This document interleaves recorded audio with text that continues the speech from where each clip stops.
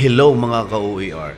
Ngayon po ay magbigay lang po ako ng reaction patungkol doon sa post na di ko alam kung kanino galing. Sinabi niya the vital reason pa naman pagkabanggit niya. Sabi, the vital reason why teachers left teaching daw sa DepEd ay hindi raw yung mga totoong teacher. Sabi niya, they are not real teacher. They consider teaching as a profession, not vocation. Yun ang mga nabanggit niya, ha? At ano pa yung pagkasabi niya? Yun na nga. Dapat daw ay ang guro ay dahil ito ay bukasyon, dapat daw ay hindi maghahangad ng mga benefits or kung ano-ano pa. Teachers deserve no pay. Wow! Deserve no pay. Natawa lang ako sa comment kasi of course, sabi doon, ay kumakain din naman ang mga guro. May mga pangangailangan din, di ba?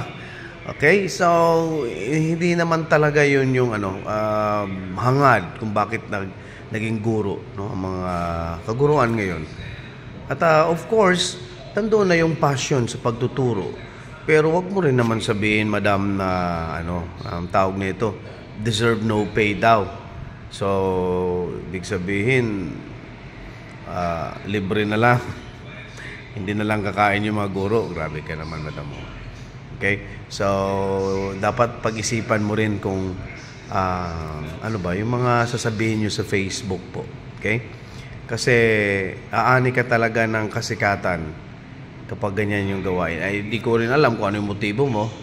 Baka ikay gusto mong maging sikat na content creator din. Okay?